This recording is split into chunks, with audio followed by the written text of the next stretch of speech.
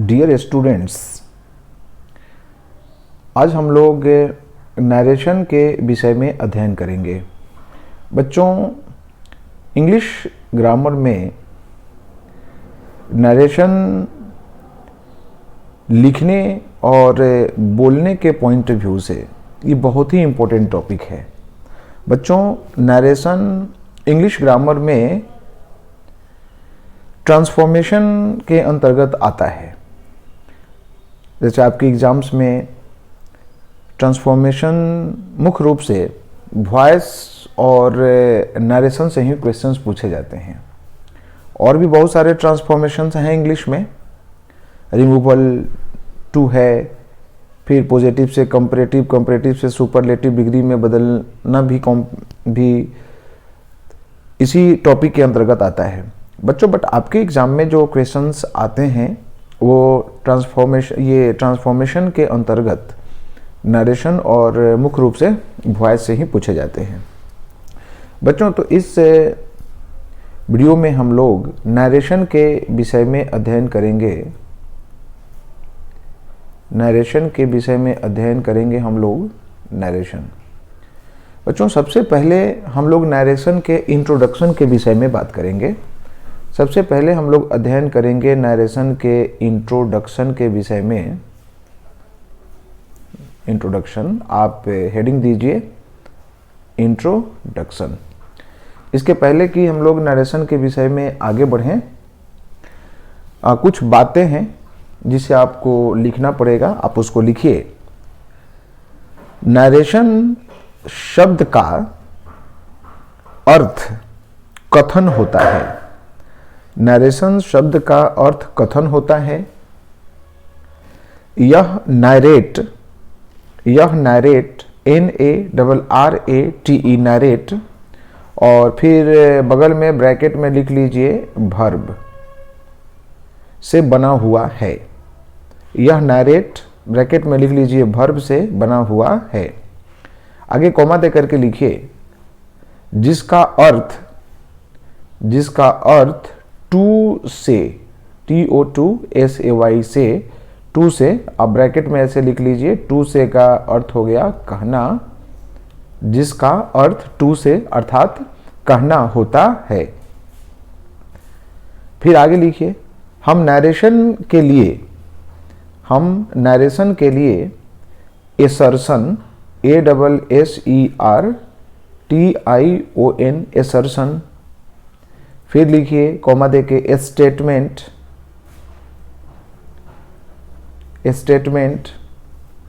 Comma देकर के लिखिए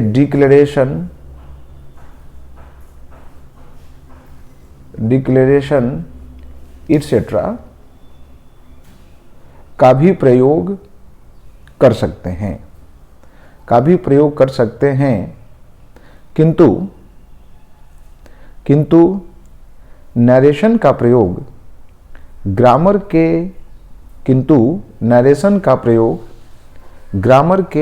एक टर्म के रूप में प्रचलित है। किंतु नरेशन का प्रयोग ग्रामर के एक टर्म के रूप में प्रचलित है, अन्य का नहीं। बच्चों, तो हमने देखा कि नरेशन का हिंदी अर्थ होता है कथन, और यह जो वर्ड है नरेशन, यह वर्ब टू से बना हुआ है, और टू से का मतलब होता है कहना। बच्चों, ये वर्ब नैरेट से बना हुआ है और जिसका मतलब होता है टू से अर्थात कहना। नरेशन के सिनोनिम्स समानार्थी के रूप में आप एसर्शन का भी यूज कर सकते हैं, आप डिक्लेरेशन का भी यूज कर सकते हैं, आप स्टेटमेंट का भी यूज कर सकते हैं। बट इंग्लिश में स्टेटमेंट, डिक्लेरेशन, एसर्शन शब्द का प्रयोग ग्रामर के टर्म के रूप में नहीं होता है। ये केवल एक शब्द मात्र हैं। इंग्लिश में ग्रामर के रूप में हम लोग जिस टर्म का यूज करते हैं वह है आपका नरेशन। बच्चों, तो फिर अब हम लोग आगे बढ़ते हैं नरेशन के डिफिनीशन की तरफ कि आखिर नरेशन को परिभाषित करेंगे कैसे। तो लिखिए इसका डिफिनीशन, इसका परिभाषा लिखिए कि कुछ कहना ही कथन है। कुछ कहना ही कथन है। आप इसको इंग्लिश में अगर लिखना चाहे तो लिख लीजिए saying something, saying something is narration, saying something is narration. अर्थात नरेशन का सीधे संबंध है कुछ कहने से, अर्थात नरेशन में हम लोग कुछ ना कुछ कहेंगे। अब बच्चों, अब हम लोग बात करते हैं टाइप्स ऑफ नरेशन कि इंग्लिश में नरेशन कितने प्रकार के होते हैं। लिखिए, नरेशन दो प्रकार के होते हैं। नरेशन दो प्रकार के होते हैं, अर्थात अंग्रेजी में बोलने और लिखने के दो तरीके हैं, अर्थात अंग्रेजी में बोलने और लिखने के दो तरीके हैं। यहाँ यह बात कहता है कि नरेशन में कुछ ना कुछ बोलना है, आवश्यकता पड़ेगी तो हम उसे लिखेंगे भी। और नरेशन का परिभाषा कहता है कि सेइंग समथिंग इज नरेशन, कुछ कहना ही नरेशन है, अर्थात। और फिर नरेशन का टाइप्स कहता है कि यह दो प्रकार का होता है। तो इससे यह निष्कर्ष निकलता है कि अंग्रेजी में बोलने और लिखने का जो तरीका है वह दो प्रकार का होता है। फिर आगे लिखते हैं वह दो प्रकार कौन सा है। लिखिए, पहला डायरेक्ट नरेशन, पहला आप लिख लीजिए डायरेक्ट नरेशन, और दूसरा लिख लीजिए indirect narration, INDIRECT, indirect narration.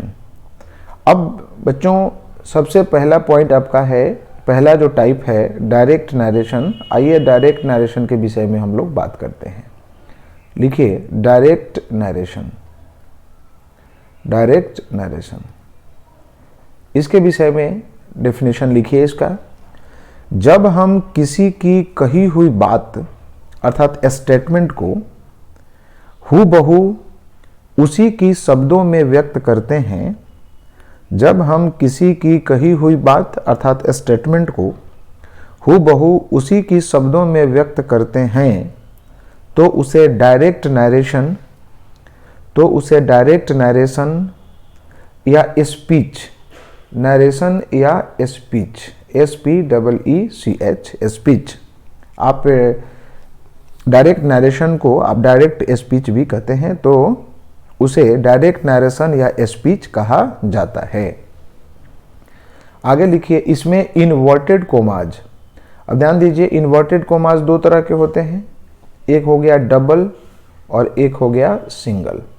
अब मॉडर्न इंग्लिश में ये सिंगल इन्वर्टेड कोमाज का यूज होता है, बट पहले जो है डबल का हम लोग यूज करते थे, बट ट्रेंड में डबल ही है। तो लिखिए, डायरेक्ट नरेशन में इन्वर्टेड कोमाज का प्रयोग होता है, डायरेक्ट नरेशन में इन्वर्टेड कोमाज का प्रयोग होता है। अब एक एग्जाम्पल लिख लीजिए कि किस प्रकार के जो सेंटेंसेस होंगे उन्हें डायरेक्ट नरेशन हम कहते हैं। तो लिखिए, सेंटेंस आपका हो गया, Ram said to Mohan, Ram said to Mohan, comma inverted commas शुरू कीजिए और लिखिए आई शैल हेल्प यू। यह जो सेंटेंस हुआ आपका, यह आपका हो गया direct narration. Ram said to Mohan, I shall help you, यह हो गया आपका डायरेक्ट नरेशन। बच्चों, अब हम डायरेक्ट नरेशन से रिलेटेड कुछ पॉइंट्स को डिस्कस करेंगे। आप लिखिए नोट, नोट में लिखिए, डायरेक्ट नरेशन में इन्वर्टेड कॉमाज के बाहर, डायरेक्ट नरेशन में इन्वर्टेड कॉमाज के बाहर एक क्लॉज, CLAUSE, क्लॉज का मतलब हो गया सब्जेक्ट प्लस वर्ब, और ये ऑब्जेक्ट हो भी सकता है, नहीं भी हो सकता है। एक क्लॉज का प्रयोग किया गया होता है।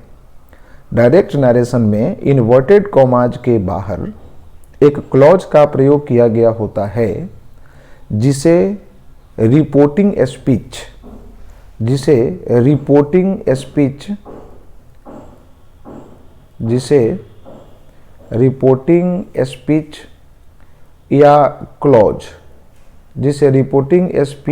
या क्लॉज कहा जाता है, जिसे रिपोर्टिंग स्पीच या क्लॉज कहा जाता है। आगे लिखिए, रिपोर्टिंग स्पीच में, मतलब इन्वर्टेड कॉमास के बाहर वाले क्लॉज में, रिपोर्टिंग स्पीच में प्रयुक्त भर्ब को रिपोर्टिंग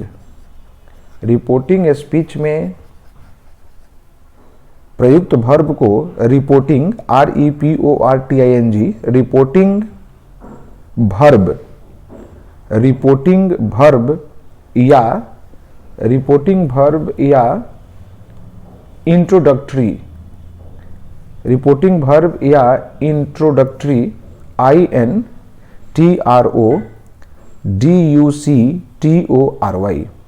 इंट्रोडक्टरी भर्ब कहा जाता है।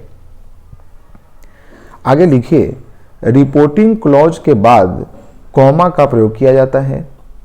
रिपोर्टिंग क्लॉज के बाद कॉमा का प्रयोग किया जाता है। और एक लाइन और लिख लीजिए, इसमें प्रयुक्त सब्जेक्ट रिपोर्टर, रिपोर्टर, इसमें प्रयुक्त सब्जेक्ट रिपोर्टर तथा ऑब्जेक्ट को the object of object of reporting verb कहा जाता है। जैसे अभी ऊपर वाला एग्जाम्पल हम लोगों ने लिया था, इसी एग्जाम्पल को आइए हम लोग विस्तार से इसको करते हैं, उसको समझते हैं। तो देखिए, क्वेश्चन था आपका, राम said to मोहन, फिर कॉमा इन्वर्टेड कॉमाज को शुरू करिए और फिर लिखिए आई शैल हेल्प यू। बच्चों, अब आइए हम लोग इस पर थोड़ा इसको विचार करते हैं। जैसे हम यहाँ लिखा आपके सामने कि राम सेड टू मोहन, यह डायरेक्ट नरेशन का यह जो पार्ट है आपका, वह इन्वर्टेड कॉमाज के बाहर है। तो इन्वर्टेड कॉमाज का जो बाहर वाला जो पार्ट है, जैसे आपका हो गया राम सेड टू मोहन, यह इन्वर्टेड कॉमाज के बाहर वाला जो पार्ट है, तो इंग्लिश में इसी को रिपोर्टिंग स्पीच कहा जाता है। यह हो गया आपका रिपोर्टिंग, यह आपका हो गया रिपोर्टिंग स्पीच, यह हो गया आपका रिपोर्टिंग स्पीच। फिर आगे कहता है, इसी को आप रिपोर्टिंग क्लॉज भी कह सकते हैं। इसका जो भर्ब है, रिपोर्टिंग स्पीच का जो भर्ब है, जैसे सेड, तो इसको आप दो नाम से जानते हैं। या तो आप इसको कह सकते हैं रिपोर्टिंग भर्ब, यह जो सेड है यह आपका कहलाता है रिपोर्टिंग भर्ब, या इसको और एक नाम से आप जान सकते हैं इंट्रोडक्टरी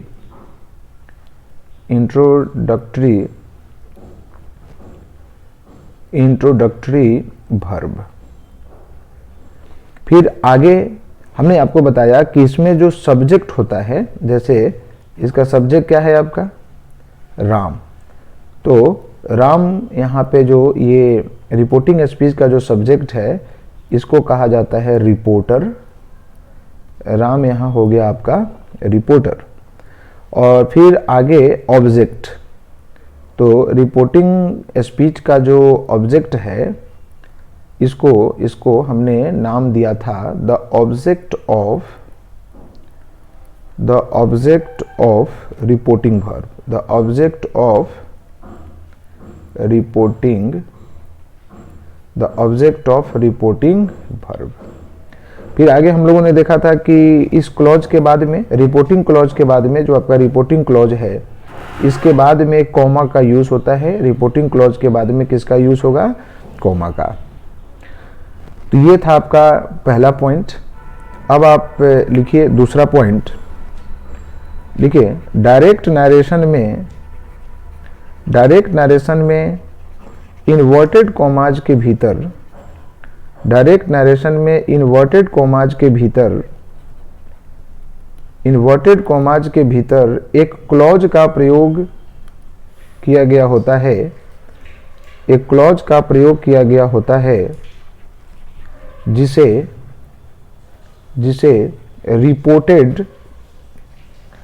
रिपोर्टेड स्पीच या क्लॉज कहा जाता है, जिसे रिपोर्टेड स्पीच या क्लॉज कहा जाता है, जिसे रिपोर्टेड स्पीच या क्लॉज कहा जाता है। आगे लिखिए रिपोर्टेड क्लॉज का पहला लेटर, रिपोर्टेड क्लॉज का पहला लेटर, रिपोर्टेड क्लॉज का पहला वर्ड, रिपोर्टेड क्लॉज का पहला वर्ड कैपिटल लेटर से लिखा जाता है, कैपिटल लेटर से लिखा जाता है। आगे लिखिए इस क्लॉज के वर्ब को, इस क्लॉज के वर्ब को वर्ब ऑफ, इस क्लॉज के वर्ब को verb of the reported clause, इस क्लॉज के वर्ब को the verb of reported clause कहा जाता है, इस क्लॉज के वर्ब को वर्ब ऑफ रिपोर्टेड क्लॉज कहा जाता है, इस क्लॉज के वर्ब को वर्ब ऑफ रिपोर्टेड क्लॉज कहा जाता है।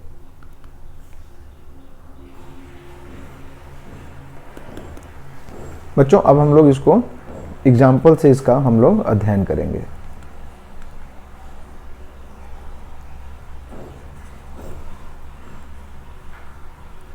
जैसे इसी एग्जाम्पल को हम लोग फिर से लेकर के आगे बढ़ते हैं।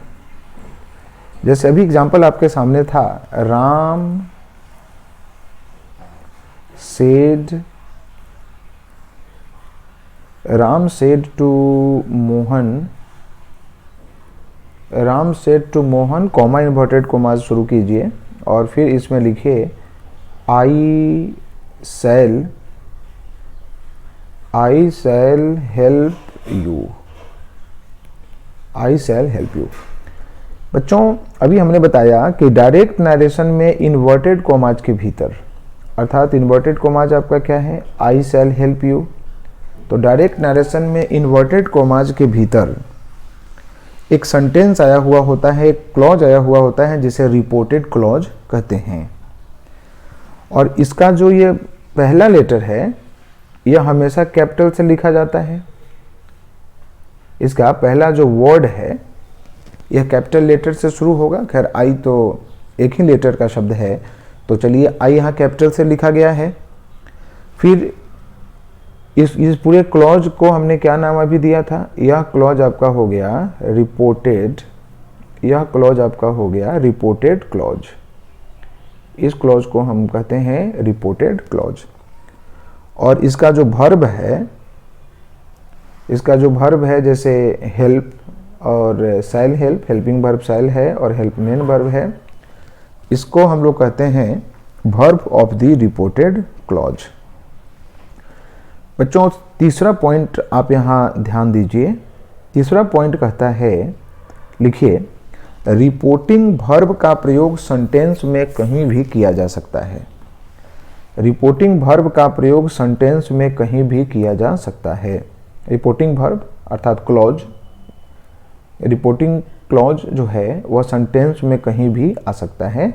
जैसे एक एग्जांपल से हम लोग पहले समझें, he said, comma inverted comma शुरू कीजिए और लिखिए आई एम ए बॉय। इसमें क्या है कि जो रिपोर्टिंग क्लॉज है आपका आई ही सेड, यह कहाँ है? वाक्य के शुरू में आप लिख लीजिए, वाक्य के वाक्य के शुरू में। फिर दूसरा एग्जाम्पल से समझिए, लिखते हैं आई एम ए बॉय, और फिर आगे हम इधर लिखते हैं he said. I am a boy, फिर आगे लिखे ही सेड। अब ही सेड आपका जो रिपोर्टिंग क्लॉज है यह कहाँ है? वाक्य के अंत में है। फिर तीसरा पॉइंट आप इसमें लिखिए, I am always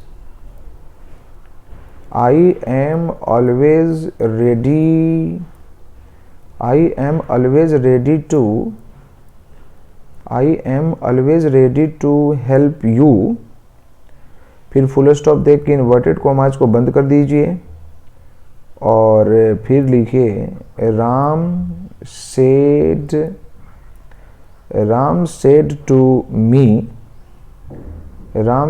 to me, comma inverted commas में फिर लिखिए because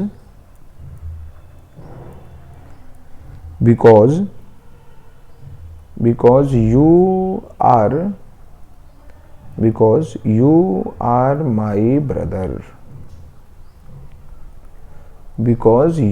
my brother, full stop, और फिर इन्वर्टेड कॉमास में बंद कर दिया गया।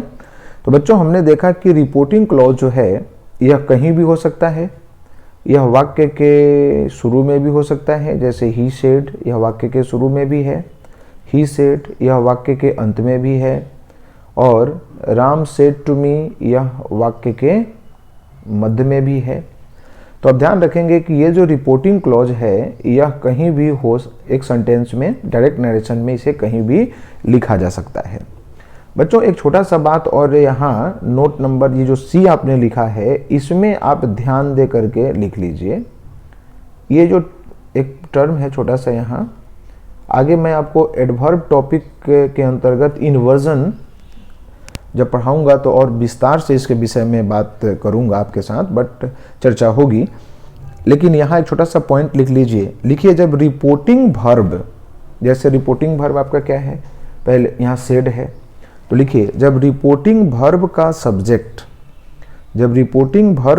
सब्जेक्ट कोई नाउन हो, जब रिपोर्टिंग वर्ब का सब्जेक्ट कोई नाउन हो और इसे वाक्य के अंत में रखा गया हो, तो वर्ब का प्रयोग सब्जेक्ट से पहले करें। जैसे एज फॉर एग्जाम्पल हम आपको एक एग्जाम्पल से इसको समझाते हैं। Where do you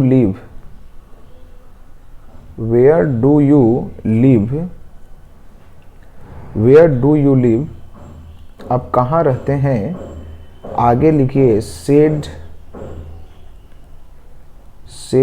the stranger, जो अपरिचित व्यक्ति था उसने पूछा।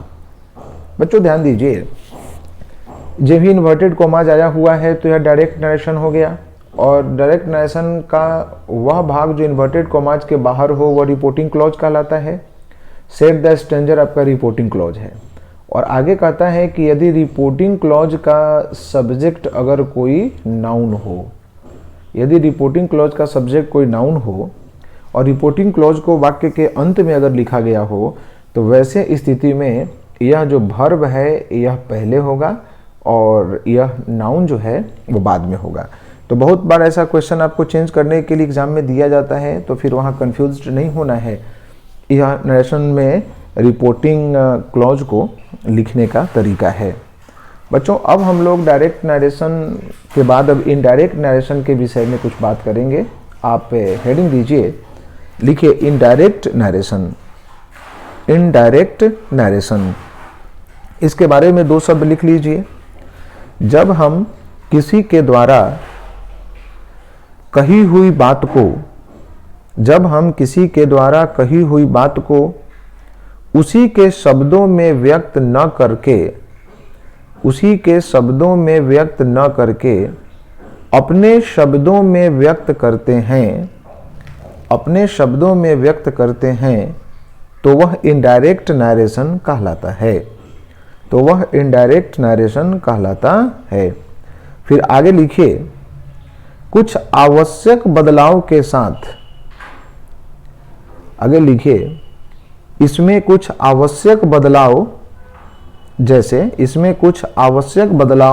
जैसे इन्वर्टेड कॉमाज के जगह पर कंजंक्शन, इसमें कुछ आवश्यक बदलाव जैसे इन्वर्टेड कॉमाज के जगह पर कंजंक्शन, और कंजंक्शन के रूप में ब्रैकेट में लिख लीजिए that, if, whether, question words, that, if, whether, comma question words. फिर और भी लिख लीजिए, तथा टू ऐसे कंजंक्शन यहाँ नहीं है, बट इन्फिनिटिव के रूप में टू का प्रयोग किया जाता है, फिर आगे लिखिए, प्रोनाउन, एडवर्ब, टेंस, तथा कभी कभी रिपोर्टिंग क्लॉज में भी होता है। आवश्यक बदलाव अंत में लिख लीजिए होता है। आगे लिखिए एक लाइन और, परंतु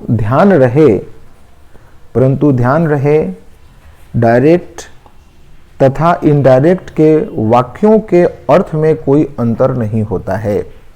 परंतु ध्यान रहे डायरेक्ट तथा इनडायरेक्ट के वाक्यों के अर्थ में कोई अंतर नहीं होता है। अब आइए एक क्वेश्चन हम लिखते हैं आपके सामने, जिसकी चर्चा अभी हम लगातार कर रहे हैं। राम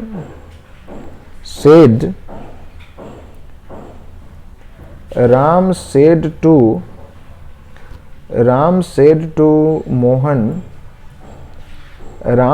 to मोहन, फिर कॉमा इन्वर्टेड कॉमाज में लिखिए I shall help you। बच्चों अभी हमने देखा कि जब भी डायरेक्ट इन्वर्टेड कॉमाज अगर आया हुआ हो तो फिर वह डायरेक्ट नरेशन में होता है। तो यह इन्वर्टेड कॉमाज के आधार पर आपने इसको कह दिया कि यह आपका क्या है, डायरेक्ट नरेशन है। जब हम इसको इनडायरेक्ट नरेशन में चेंज करते हैं, तो राम सेड टू मोहन, तो राम टोल्ड मोहन, जैसे अभी हमने बताया कि कुछ बदलाव के साथ, कुछ आवश्यक बदलाव के साथ। इन बदलावों की चर्चा आगे के वीडियोस में हम लोग काफ़ी विस्तार से करेंगे। राम टोल्ड मोहन, यहाँ रिपोर्टिंग क्लॉज में ही बदलाव हो गया। फिर इन्वर्टेड कॉमाज के बदले में हमने यहाँ दैट लगा दिया। फिर आगे कहता है कि इन्वर्टेड कॉमाज के बदले में कंजंक्शन लगता है, यहाँ दैट लगा। आगे हम लोग चर्चा करेंगे, कहीं इफ लगेगा, कहीं वेदर आएगा, कहीं क्वेश्चन वर्ड्स आएंगे। फिर आगे है आई, ये प्रोनाउन है, यह भी आपका बदलेगा ही। फिर वो आगे वर्ब है, यह भी आपका बदल गया वुड, हेल्प। फिर एक और प्रोनाउन है, यह भी बदल गया आपका हिम। तो और यह जो सेंटेंस हुआ बिना इन्वर्टेड कॉमाज वाला, यह आपका हो गया इनडायरेक्ट। तो बच्चों हमने देखा कि डायरेक्ट नरेशन और इनडायरेक्ट नरेशन में कैसे क्या करना है, किन बातों का ध्यान रखना है। तो डायरेक्ट नरेशन में इन्वर्टेड कॉमाज होंगे, इनडायरेक्ट नरेशन में इन्वर्टेड कॉमाज नहीं होगा, कुछ आवश्यक बदलाव के साथ लिखा जाएगा। एक और चीज़ ध्यान रखेंगे, जैसे पीछे हमने बताया आपको इसके ऊपर कि डायरेक्ट नरेशन में रिपोर्टिंग क्लॉज कहीं भी लिखा जा सकता है, बट जब उसको इनडायरेक्ट नरेशन में हम चेंज करेंगे तो हमेशा वाक्य के शुरू में होगा।